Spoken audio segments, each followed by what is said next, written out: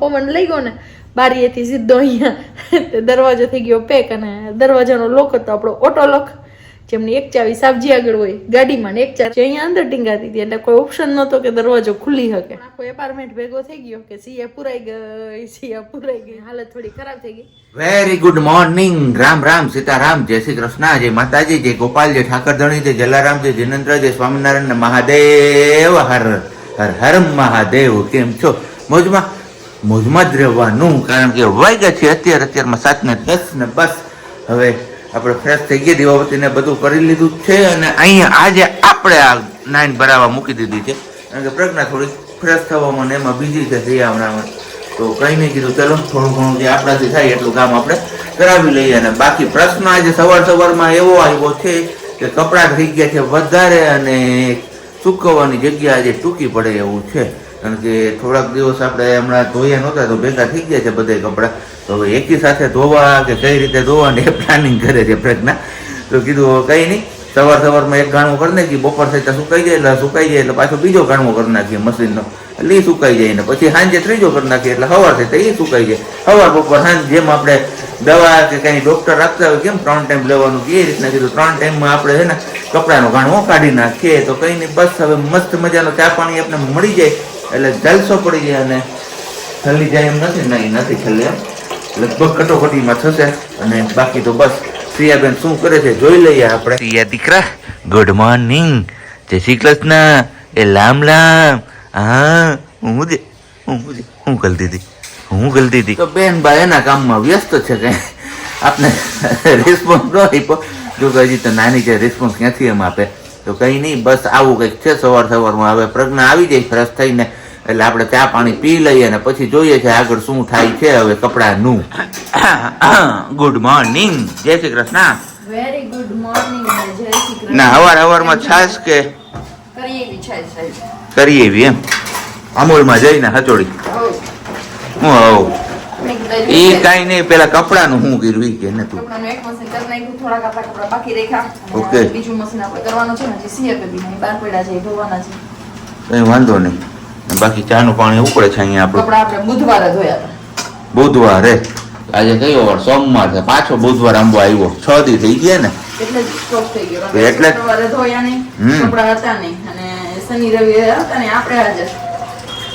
એવું થયું બધું.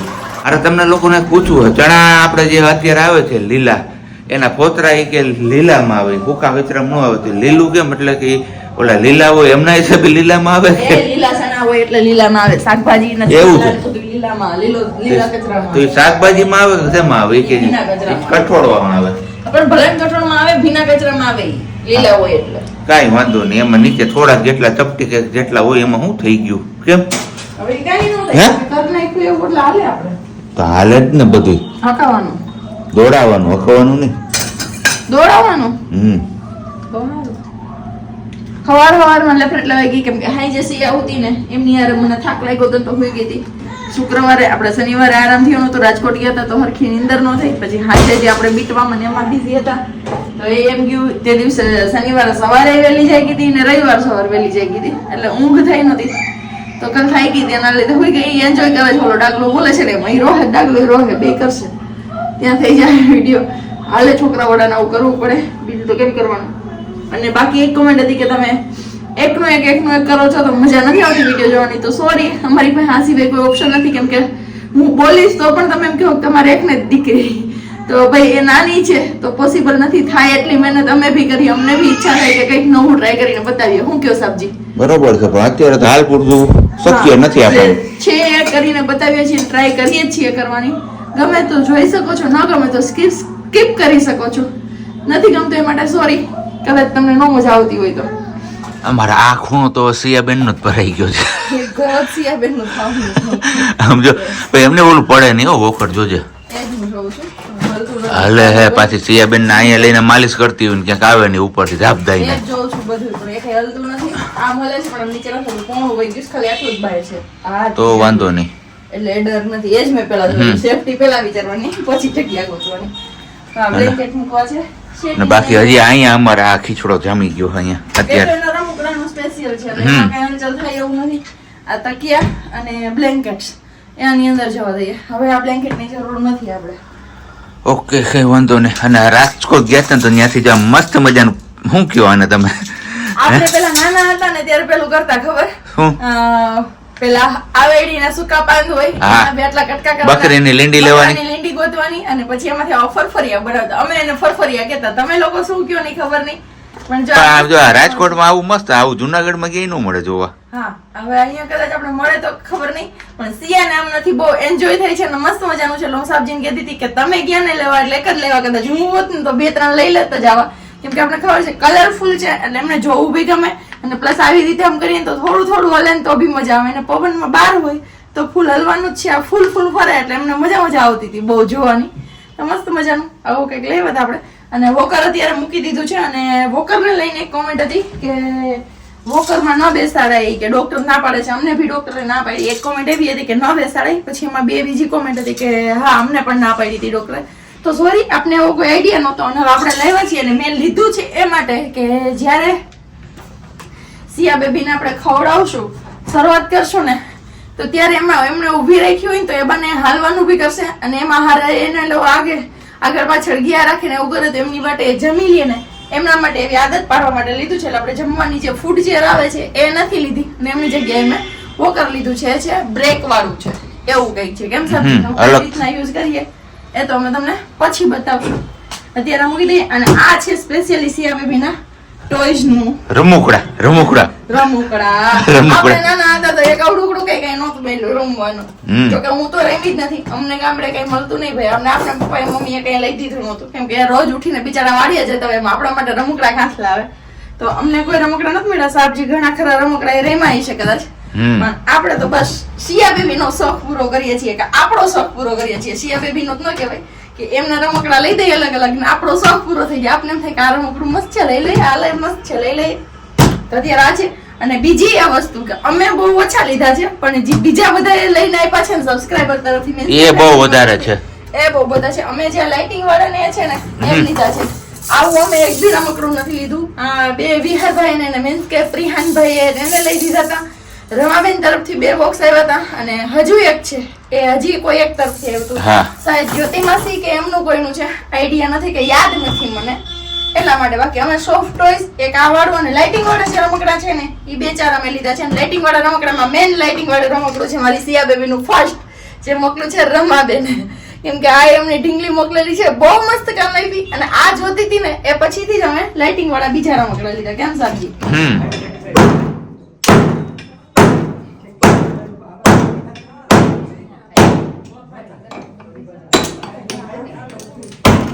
ધોરો દી હતા પાછા રિટર્ન આવી ગયા. ખબર જ છે આગળ ક્લિપ તમે જોઈ કેવું કાંડ થયું હતું આપણે. બસ એ કાંડને હવે થઈ ગયું હતું, બધું તોડફોડ કરી તો પાછું રિપેરિંગ કરવું તો જોશે જ આપણે. એ વસ્તુ એ કામ માટે જ આપણે કીધું હાલો આજે ના છૂટકે બધું કામ પડતું મૂકીને વહેલું જવું પડશે. પણ આને ખાવાનો વારો હતા ને આવ્યો અટારે. કેમ તો મોડું નહોતું, ખાવાનું બનતું અને ઉપરથી એવું હતું કે સિયા રહેતી નહોતી. તો અત્યારે જઈમીશું જો ખીચડી ને ચા. બાકી અહીંયા આપડા હે ને હીટર ચાલુ કરીને મૂકી દેવું પડ્યું, કારણ કે બહારથી આવ્યો ને તો પવન હજી એટલો છે કે જાણે હવામાં હિમ કેમ ભરતું ને હાડ થીજાવી જાય ને એવી ઠંડી લાગે છે અત્યારે. હાથ પગ છે ને કીધું થોડાક આમ ઓઇલ પાણી થોડુંક ને આમ ઢીલું પડી જાય, એના હિસાબે કીધું હાલો હવે હીટર ચાલુ કરી દે. નહીં તો હીટર તો બંધ કરી દીધું કેટલા દિવસ થયા. કેમ? કારણ કે હીટરની જ આપને એલર્જી છે આંખોમાં ને એ બધું. હીટરને એ બધું ગરમ પાણીથી નાહવાનું બધું બંધ કર્યું તો આંખોમાં ઓટોમેટિક રેડી થઈ ગયું બધું આપણું. ને હવે બસ આપણે રાજુભાઈ પણ નીકળી ગયા છે વડાલથી આવવા માટે, તો થોડીક વારમાં એ પણ પહોંચી જશે ને આપણા લોકને જે કંઈ પણ કરવાનું છે પાછું ફિટ કરાવી લઈએ અને પછી જોઈએ છે આપણી પાસે ટાઈમ રહેશે તો આપણે જઈશું. અને બાકી લોકનું તું કંઈક કહેતી હતી. કંઈ નહીં, હું શું કહેતી હતી જાણીએ. આંખો દેખી શું કેવાય ઓલું કઈ સમાચારમાં કે ને એની જેમ કે ભાઈ ઘટના, આંખો દેખી ઘટના. આ ઘટના ઘટી હતી કઈ રીતે? હે લેતી હું ઘટી હતી તે મને ફોન તો કર્યો, કેશોદ પીકો કે ધવલ ભાઈ આવો પાછા. એવું નતું કર્યું તો તમારો મારો બેનો ફોન ચાલુ તો ફોન ચાલુ જ હતો. તમને વઈ આવ્યો કે કીધું ચાલુ ફોન માં તમને ખબર હતી બધી કે હું આપણે તો ચાલુ ફોન માં તે કીધું તો ધવલ તમે વઈ આવો ઈ કે સીએ પુરાઈ ગઈ અંદર. એવું નહોતું. એક કપડાનું મશીન, સવારમાં કપડાની જ રામાયણ હતી કે કપડાં જા એમાં મેં વળી એમ આઈડિયા માર્યો કે થોડાક કપડાં હું બે મશીન એકાયરે કરી નાખું ને થોડાક કપડાં મેં કીધું હે ને સ્ટેન્ડમાં હુકાઈ દઉં. એટલે પેલું મશીન થઈ ગયું ને એમાં અડધા કપડાં અહીંયા મૂક્યો ને અડધા મેં સ્ટેન્ડમાં હુકાવ્યા. એની સ્ટેન્ડના કપડાં હુકાય ને એ માટે મેં એ રૂમની બારી ખુલ્લી રાખી, મંદિરવાળા રૂમની. એની બારી ખુલ્લી હતી અને પછી તમારો ફોન આવ્યો, સિયાને હુવડાવીને બહાર આવી હતા એટલે બધી ગ્રીલો લૂછી હતી. ગ્રીલો લૂછીને કીધું હવે આગળ જે કપડાનું હું ચપ્પલનું સ્ટેન્ડ છે ને એ લૂછી નાખું. એટલે મેં નવા ચપ્પલ ને એ બધું બહાર કાઢ્યું હતું, એ મૂક્યું અંદર અને એ લૂંટતી હતી તમારી યાર વાત કરતા મીન્સ કે ધવલ યાર વાત કરતા એ લૂંટતી હતી. પણ મને યાદ ન રહ્યું કે મેં મંદિરવાળા રૂમની બારી ખોલી છે ને તો આ મેઇન દરવાજો છે ને એ પેલો ચુંબકારે ચિપકાવી દો અને આખો ખોલી નાખો. મેં એમ દરવાજો ખોલીને જ ચાલુ રાખ્યું મારું કામ ને હું બરોબર ચપ્પલ મૂકતી હતી ને લૂંટતી હતી ને કરતી હતી ત્યાં સુધીમાં પવન લઈ ગયો ને બારીએથી સીધો અહીંયા દરવાજો થઈ ગયો પેક અને દરવાજાનો લોક હતો આપણો ઓટો લોક, જેમની એક ચાવી સાબજી આગળ હોય ગાડીમાં ને એક ચાવી અંદર ટીંગાતી હતી એટલે કોઈ ઓપ્શન નહોતો કે દરવાજો ખુલી શકે. બસ અને સિયાને મેં અંદર હુવડાવી હતી ને એને સૂતી હતી ને એમને અડધી કલાક જેવો ટાઈમ થઈ ગયો હતો અને લોક લાગી ગયો. પછી તોડવા સિવાય કોઈ ઓપ્શન નહોતો કેમ કે ધવલ કેશોદથી અહીંયા પહોંચે તો પોણી કલાક જેવો ટાઈમ હોય જાય અને ત્યાં સુધીમાં સિયા જાગી જાય ને પછી રોવાનું ચાલુ કરી દે તો વધારે હેરાન થઈ જાય અને એક કરતાં બે થઈ જાય. પછી આખો માળ બની પણ આખો એપાર્ટમેન્ટ ભેગો થઈ ગયો કે સિયા પુરાઈ ગઈ આવી કંઈક હાલત થઈ ગઈ હતી. પણ તમે આગળ જોયું એમ કે લોક તોડી નાખ્યો છે અને અત્યારે તો જો લોકની આવી કંઈક હાલત થઈ ગઈ કેમ કે હથોડીના એટલા ઘા માર્યા ને ત્યારે આ લોક તૂટ્યો હતો. પોસિબલ નહોતું. મને તો દરવાજાની બીક હતી કે ગ્લાસ લગાવ્યો છે જે ગણપતિ મહારાજ વાળો, કાંઈ ગ્લાસ તૂટશે ને કાં તો દરવાજાનું કંઈ થશે. પણ સાઈડમાં જે એનું લગાવ્યું હોય ને જવાનું એ પણ તૂટી ગયું, કલર બલર બધો ઉખડી ગયો અને હાલત થોડી ખરાબ થઈ ગઈ. પણ ફાઇનલી લોક ખુલી ગયો, દરવાજો ખુલી ગયો એ આપણા માટે પ્લસ પોઈન્ટ હતો. અને જેવો દરવાજો ખુલ્યો અને અંદર જઈને જોયું તો સી આંખો ખોલીને જઈ ગઈ હતી, રેડી નહીં ને એટલા ભાગશાળી. બસ અને મારો તો ખબર નહીં જીવ અદર થઈ ગયો હતો. પછી અંદર આવીને તો રેડી તો બધા ના પડી કે રડોમાં હવે શું કે પ્રજ્ઞાબેન જી થયું સારું થયું કે સિયા રેડી નથી ને ઊંઘ મારે એ સારું હતું કે સિયાને કાંઈ નથી જોયું હસે છે તમે પણ હસવા માંડો.